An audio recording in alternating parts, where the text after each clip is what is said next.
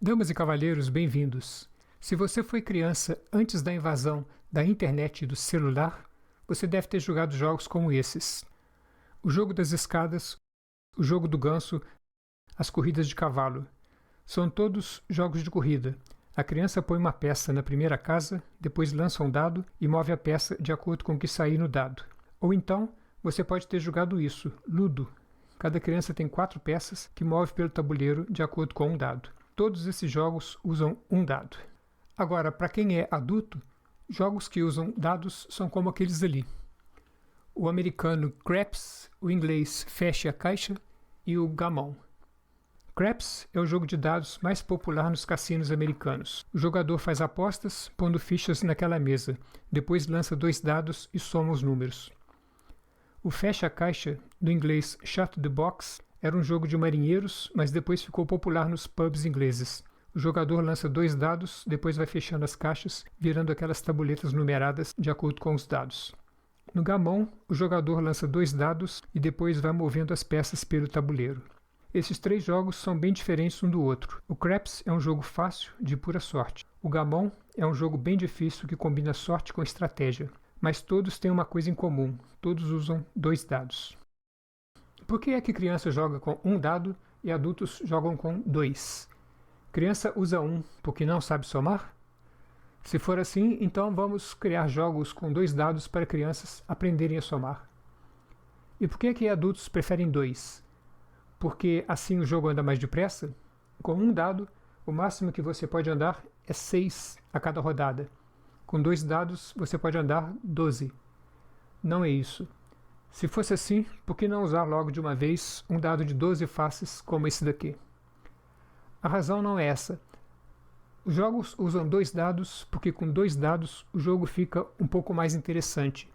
A distribuição de probabilidade é um pouco mais complicada e com isso o jogo fica mais interessante. Se você nunca ouviu falar de distribuição de probabilidade, não vá embora, fique aí, porque esse é justamente o assunto desse vídeo. Primeiro, vamos ver o que vem a ser distribuição de probabilidade com um exemplo bem simples.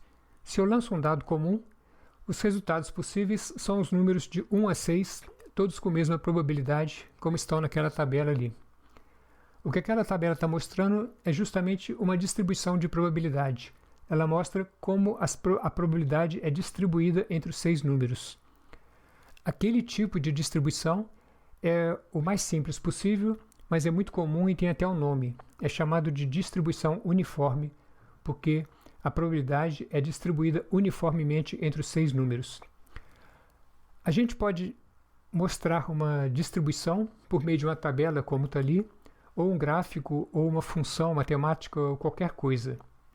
Vamos ver agora como seria o gráfico e o valor esperado daquela distribuição.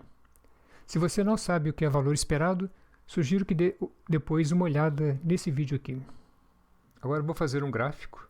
No eixo horizontal, o valor do x, e no eixo vertical, a probabilidade, que vai ser 1/6 para todos os valores. O gráfico, então, vai ser apenas isto, uma série de 6 barras, todas do mesmo tamanho. Eu vou calcular o valor esperado. O valor esperado é a média ponderada dos valores do x, quer dizer, cada x multiplicado pela sua probabilidade, e depois somado. O valor esperado, então, vai ser 1 que multiplica 1/6, mais 2 que multiplica 1/6, e assim por diante. Eu posso colocar esse 1/6 em evidência para fora do parênteses. Vai ser, então, 1/6 que multiplica 1 mais 2 mais 3 mais 4, etc. O que dá, somando isso tudo aqui, dá 21. 21 sobre 6 igual a 3,5, que é o valor esperado no lançamento de um dado. Por que é que os jogadores preferem usar 2 dados e somar os números, ao invés de usar um dado de 12 faces? Vamos dar uma olhada na distribuição de probabilidade da soma de 2 dados e na distribuição de probabilidade de um dado de 12 faces, comparar essas duas e ver se dá para a gente tirar alguma conclusão. Essa aqui é a matriz mostrando as somas possíveis no lançamento de 2 dados. A menor soma possível é essa daqui, 2. O jogador consegue 1 no dado e 1 no outro. A maior soma é 12, 6 num dado e 6 no outro. A probabilidade de acontecer essa soma, só há um caso favorável, no total de 36 casos. Então a probabilidade é 1 sobre 36. É a mesma coisa para o 12. Vou colocar esses dois aqui na tabela. Depois, a soma 3 pode aparecer de duas maneiras, 2 com 1 ou 1 com 2. Probabilidade, então, 2 sobre 36. É a mesma coisa para a soma 11. Colocando aqui. A soma que tem maior probabilidade é o 7, que aparece 6 vezes. Então, a probabilidade do 7 é 6 sobre 36. Completando, isso aqui é a distribuição de probabilidade da soma no lançamento de dois dados. Vou tirar agora essa matriz e chegar a tabela para a esquerda para dar espaço para o gráfico. Aqui no eixo horizontal as somas de 2 até 12 e aqui as probabilidades que são frações de 36. A probabilidade começa de 1/36 e vai subindo 1, 2, 3, 4, 5, 6 e atinge o máximo aqui no valor 7. E o máximo aqui no 7. Depois começa a descer 5, 4, 3, 2, 1. Vamos calcular agora o valor esperado. O valor esperado é a média ponderada desses valores, cada valor ponderado por sua probabilidade. Eu vou começar colocando esse 1 sobre 36 em evidência, e as parcelas vão ser 2 vezes 1, 2 sobre 36, 3 vezes 2, 6 sobre 36, 4 vezes 3, 12 sobre 36, e assim por diante, até o máximo que é 7 vezes 6, 42 sobre 36. Depois continua descendo, 8 vezes 5, 40 sobre 36, até 12 sobre 36. A soma de todas essas parcelas dá 252 sobre 36, o que é 7. Note que a média ponderada ou a média aritmética simples, elas indicam onde está o centro de uma distribuição, que nesse caso está aqui no 7. Essa distribuição é totalmente simétrica e é fácil entender que aqui é o centro de equilíbrio da distribuição. Se isso aqui fosse sólido, essas barras tivessem peso, esse ponto aqui seria o centro de gravidade, onde esse peso seria equilibrado, como se fosse numa gangorra. Vamos ver agora a distribuição de probabilidade para o dado de 12 faces. Um dado de 12 faces com forma de dodecaedro. Chamando de x a face mostrada, que varia de 1 a 12, e as probabilidades, 12avos para cada um deles. No gráfico, números de 1 a 12 na horizontal e as probabilidades, mantendo aqui a mesma escala do outro gráfico para poder comparar. O gráfico seria simplesmente isso daqui, uma série de 12 barras, todas do mesmo tamanho, igual a 1/12avos, que é igual a 3 sobre 36. Calculando agora o valor esperado, vai ser a média 1 que multiplica 1/12avos, mais 2 que multiplica 1/12avos, mais 3 que multiplica 1/12avos, e assim por diante. Colocando esse 1/12avos em evidência, eu vou ter 1/12avos que multiplica 1, mais 2, mais 3, mais 4, etc. Essa soma dá 78, 78 sobre 12, o que é 6,5. O ponto de equilíbrio dessa distribuição, então, é aqui. Aqui é o 6, aqui é o 7, 6,5 por aqui. Esse é o valor esperado que o jogador obtém quando ele lança um dado desses. Vou comparar agora esses dois gráficos. O gráfico dos números mostrados num dado de 12 faces com o outro gráfico da soma dos números mostrados em dois dados comuns de 6 faces. Esse é o dado de 12 faces, esse aqui é a soma de dois dados comuns. Os dois gráficos são bem diferentes, a única coisa que eles têm em comum é que o máximo dos dois está no 12. O mínimo é diferente, porque a soma começa do 2, não existe soma 1. Esse gráfico aqui começa do 1.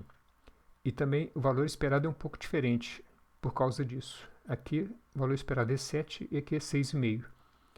Aqui é um pouco menor porque tem esse valor 1 que abaixa um pouco a média. A conclusão é que a distribuição de probabilidade do número mostrado num dado de 12 faces é muito diferente da distribuição de probabilidade da soma dos números mostrados em dois dados comuns. E essa daqui é um pouco mais complicada do que a de cá.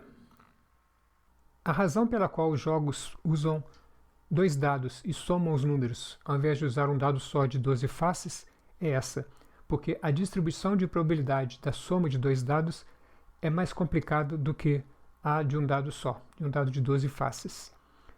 A distribuição de probabilidade para um dado de 12 faces é uma distribuição uniforme, muito sem graça. Todos os valores têm a mesma probabilidade. Se você perguntar para um jogador qual a probabilidade de dar um 8, ele vai dizer 1 sobre 12. Qual a probabilidade de dar 3? É 1 sobre 12 também. Agora, se você perguntar para o jogador qual a probabilidade de sair um 8 na soma de dois dados, ou qual a probabilidade de sair um 3, ele vai ter que parar para pensar. O valor esperado da soma é também um pouco diferente do valor esperado do número mostrado por um dado de 12 faces, mas isso não vai fazer muita diferença agora. Existem vários jogos em que as pessoas jogam dois dados e depois somam os números. Mas será que não existe nenhum jogo em que as pessoas joguem os dois dados e depois façam alguma coisa que não seja somar? Já que o objetivo é complicar, por que não usar, por exemplo, a multiplicação? Por que não multiplicar os dois números ao invés de somar? Como seria a distribuição de probabilidade nesse caso? Essa aqui é uma matriz com os resultados possíveis do produto de dois dados. Esse aqui é um dado, esse aqui é o outro. O menor produto seria esse aqui, 1 vezes 1. E o maior seria esse daqui, 36, 6 num dado e 6 no outro. A tabela teve que ser dividida em 3 pedaços, porque ela tem 36 linhas, não cabe nessa tela. Aqui está o valor do produto, x, e aqui a frequência, o número de vezes que ele apareceu aqui na matriz. Então, por exemplo, o 1 aparece uma vez só, o 2 aparece duas vezes, o 3 aparece duas vezes, aqui e aqui. Para calcular a probabilidade, eu tenho que dividir isso por 36. Vamos agora fazer o gráfico. Esse aqui, então, é o eixo horizontal, com os números até 36, até o máximo que é 36, e aqui as probabilidades. A máxima probabilidade vai ser o 6, probabilidade 4 sobre 36, e o 12, também 4 sobre 36. Esse é o gráfico. Vou calcular agora o valor esperado. O valor esperado vai ser o produto de cada número pela probabilidade dele, então 1 vezes 1/36, mais 2, que multiplica 2/36, mais 3, que multiplica 2/36, e assim por diante. Eu vou colocar 1 sobre 36 em evidência do lado de fora do parênteses, e dentro do parênteses vai ter 1 vezes 1 dá 1, 2 vezes 2, 4, 3 vezes 2, 6, e assim por diante, até chegar aqui, 36 vezes 1, 36. Tudo isso agora dividido por 36 para dar a probabilidade, o que dá 12,25. O valor esperado dessa distribuição, então, que é a média, é 12,25, mais ou menos por aqui. Eu disse que quando a distribuição de probabilidade é um pouco mais complicada, o jogo fica mais interessante. Mas isso tem limites, é claro, e aquela distribuição ali passou do limite. Ela é complicada demais. No jogo, os jogadores têm que conhecer de cor essas probabilidades, e a ideia de ter que decorar todas aquelas ali provavelmente vai assustar todos os jogadores. Além disso, os números estão dispersos demais, a variância é grande demais, isso não vai funcionar. Pelo menos eu nunca ouvi falar de um jogo que usasse o produto de dois dados. Continuando na mesma linha, se fazer o produto de dois dados não funciona, quem sabe fazer a diferença, lançar dois dados e subtrair os números mostrados. Eu nunca tinha ouvido falar de um jogo que usasse a diferença entre dois dados, até o dia em que eu comprei no sebo essa revista, uma revista de jogos para crianças, e entre eles um jogo que faz justamente isso. A criança lança dois dados e subtrai os números encontrados. O jogo funciona assim. Esse aqui é o tabuleiro, é o mostrador de um relógio. Cada criança recebe um desse. Cada criança recebe também 3 fichas. A criança começa pegando uma ficha e colocando aqui no 12 do relógio. Depois ela pega um par de dados, lança e move a ficha de acordo com a diferença entre os números mostrados nos dados. Por exemplo, se ela consegue 2 e 5, a diferença é 3, então ela move a ficha 3 casas para frente. É claro que o que a autora chama de diferença no livro, na verdade, é o módulo da diferença. Como isso é um livro para crianças, a autora não quer complicar, não fala em módulo ou em valor negativo ou coisa parecida. Na próxima rodada, a criança lança de novo os dados. Se ela obtiver 5 e 4, a diferença agora é 1, ela move essa ficha uma casa para frente. Na terceira rodada, se ela conseguir 1 e 5, agora ela move 4 para frente. E assim por diante. A criança tem que dar a volta no relógio. Quando ela chegar aqui, ela guarda a ficha no centro do relógio, coloca outra aqui, faz a volta de novo no mostrador, guarda a ficha aqui, coloca a terceira e faz a volta de novo. A primeira criança que conseguir dar 3 voltas completas no mostrador ganha o jogo. Ok, parece interessante, mas será que isso funciona? Será que essa ideia de usar a diferença em lugar da soma realmente funciona? Vamos dar uma olhada em como fica a distribuição de probabilidade e o valor esperado da diferença de dois dados. Essa aqui é uma matriz com os módulos das diferenças possíveis. A diferença pode ser zero, os dois dados mostram o mesmo número, 1 e 1, 2 e 2, assim por diante. Pode ser 1, etc. E o máximo é uma diferença de 5, quando um dado mostra 1 e o outro mostra 6, ou então o contrário, 6 e 1. A probabilidade de sair um zero são 6 casos no total de 36, probabilidade 6 sobre 36. A probabilidade de sair o 1 são 5 casos aqui e mais 5 aqui, então a probabilidade 10 sobre 36. O valor de menor probabilidade é o 5, só aparece aqui e aqui, 2 casos, então a probabilidade do 5 é 2 sobre 36. Vou fazer aqui uma tabela agora com a distribuição de probabilidades. Aqui são as diferenças, na verdade o módulo da diferença, como eu disse, né? E aqui a probabilidade. As diferenças podem variar de 0 a 5, e as probabilidades são para o 0, 6,36, para o 1, 10,36, para o 5, 2,36. Completando, somando essas probabilidades todas, isso tem que dar 1, 36 sobre 36. Vamos fazer agora o gráfico disso. Aqui está o par de eixos, na horizontal a diferença de 0 a 5 e aqui as probabilidades. A diferença 0 tem probabilidade 6 sobre 36, então 0, probabilidade 6 sobre 36. A diferença 1, probabilidade 10 sobre 36. A diferença 2, probabilidade 8 sobre 36 e assim por diante. Esse é o único exemplo nesse vídeo de uma distribuição assimétrica. E qual seria agora o valor esperado dessa distribuição? Lembrando que eu disse que a média, o valor esperado, é uma indicação do centro de equilíbrio de uma distribuição. É claro que não seria, por exemplo, o 4. Se você tentar equilibrar isso aqui, isso vai cair para a esquerda. E nem o 3. Talvez o 2. O 1 também não. Se eu tentar equilibrar isso aqui no 1, provavelmente isso vai cair para a direita.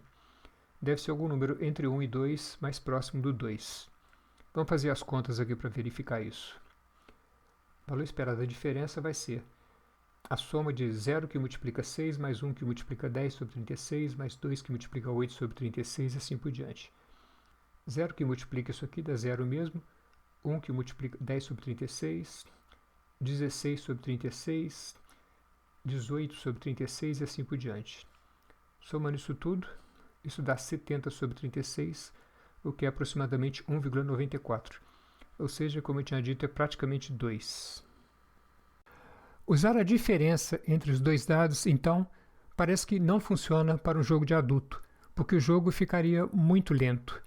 É só comparar os valores esperados para ver isso. Quando você soma dois dados, o valor esperado é 7. Quando você subtrai, o valor esperado é menos de 2. Isso quer dizer que, a cada vez que você lança o par de dados e soma, você pode mover as suas peças 7 casas para frente. E quando você lança um par de dados e subtrai, você pode mover só 2 casas. Naquele jogo do relógio para crianças, o relógio tem só 12 casas e cada criança tem 3 peças.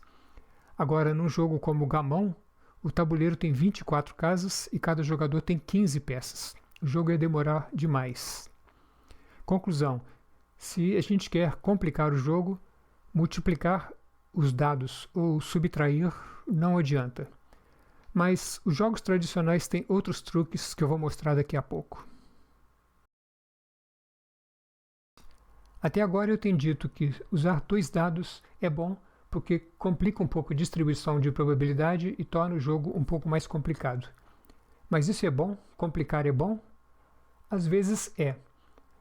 Para um cassino, por exemplo, ou para quem vive das apostas dos outros, complicar pode ser interessante, porque torna o jogo mais emocionante para os apostadores, mas também dificulta para esses apostadores calcularem as probabilidades e quanto que eles vão ganhar ou perder em cada aposta.